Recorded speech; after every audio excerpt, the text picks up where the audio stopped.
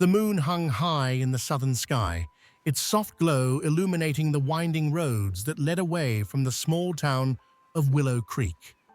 The gentle rustle of leaves and the distant chirping of crickets created a serene soundtrack to the otherwise still night. Maya Carter, a young black woman in her late 20s, walked carefully along the gravel road. Her hand rested on her swollen belly, her every step deliberate as she made her way home from a friend's house. The pregnancy, now in its 8th month, made walking tiring, but Maya didn't mind. She enjoyed the quiet moments, the sense of peace they brought. The tranquility of the night was shattered when the roar of a car engine echoed in the distance.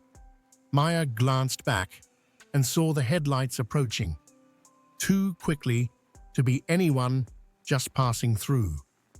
A police cruiser came into view, slowing as it drew nearer. Maya felt her chest tighten. Encounters like this never felt routine. They were always unpredictable, often dangerous. Inside the car, 4 white police officers were laughing, sharing crude jokes about their day. Officer Daniels, the loudest of the group, spotted Maya walking alone. His face twisted into a grin as he gestured toward her. "Well, what do we have here? Out for a midnight stroll, are we?" The other officers turned to look, their expressions shifting from indifference to cruel amusement. "Let's see where she's going," Daniels said, pulling the car to the side of the road. Maya stopped as the officers got out. She took a deep breath and tried to remain calm. "Evening, officers," she said, her voice steady but tinged with apprehension. "Evening?" Daniels repeated mockingly.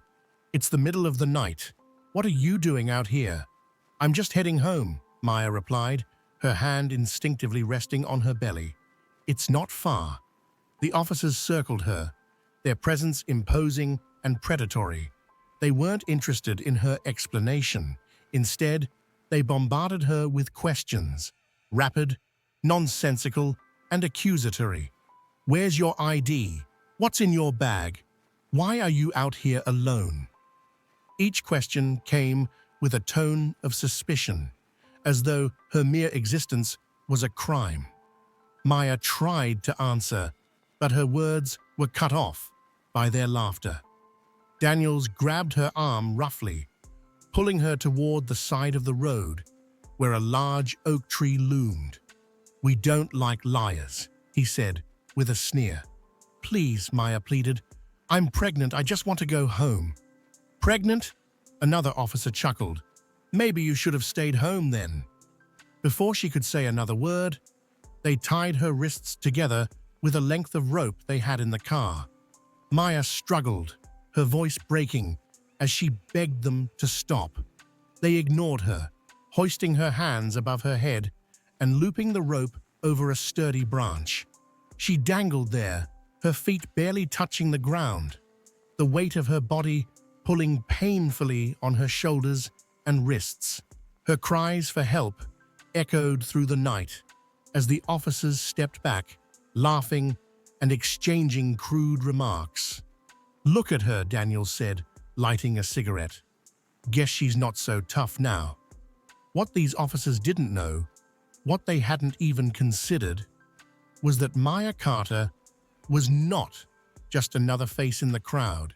She was a pillar of her community, a woman known for her unwavering belief in justice and equality.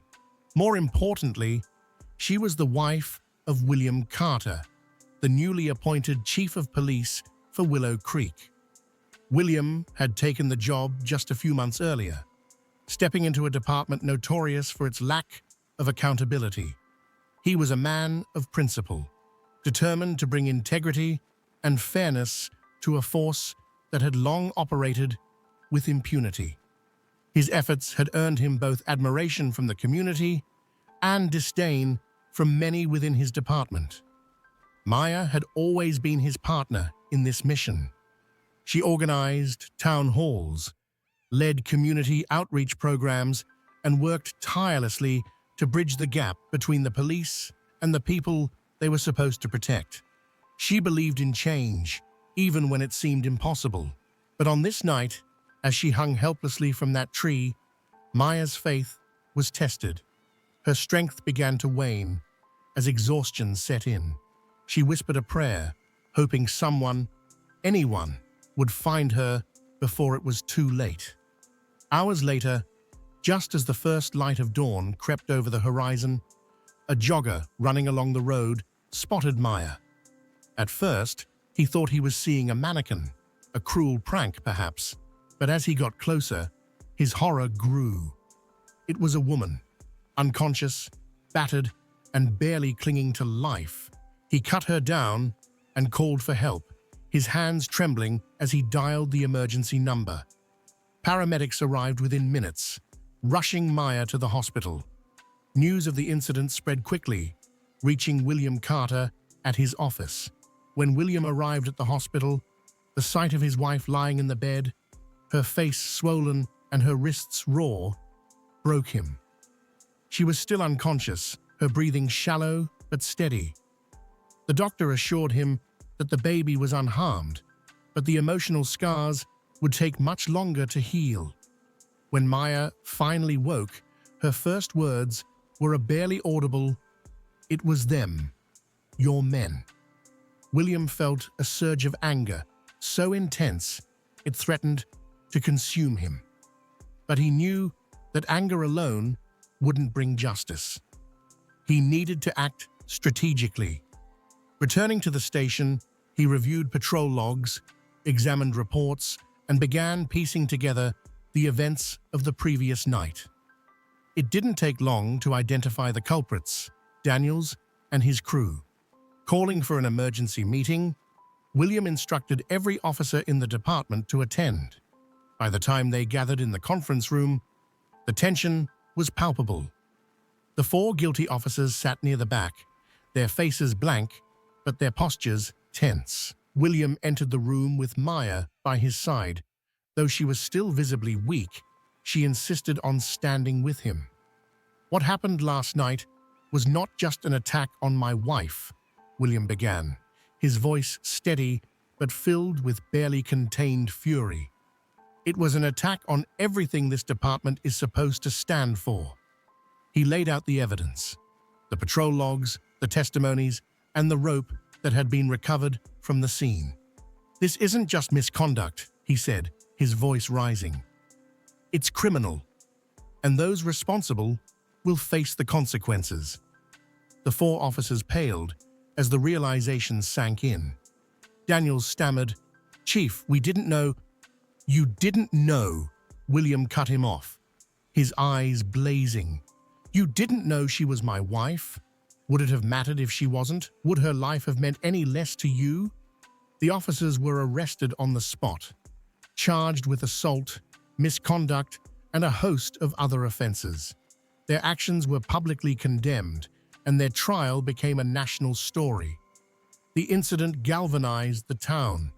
Community members rallied behind Maya and William, demanding systemic changes to the police department. Under William's leadership, new policies were implemented: body cameras, mandatory training in de-escalation, and regular community oversight meetings. The tree where Maya had been hung was turned into a memorial. At its base, a plaque was placed with the words, "Let this tree bear witness to the strength of those who fight for justice and the fall of those who abuse power." Maya and William emerged from the ordeal stronger than ever. Though the scars of that night remained, they used their pain to fuel their mission for change. Maya became a speaker and advocate, traveling to share her story and inspire others to stand against abuse of power. Their fight was far from over, but they had proven that even in the face of cruelty, courage, and justice could prevail.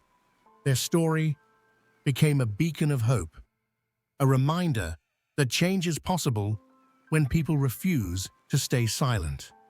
This extended narrative dives deeply into the emotional and societal complexities of Maya and William's journey, illustrating the profound impact of resilience, accountability, and the unyielding pursuit of justice.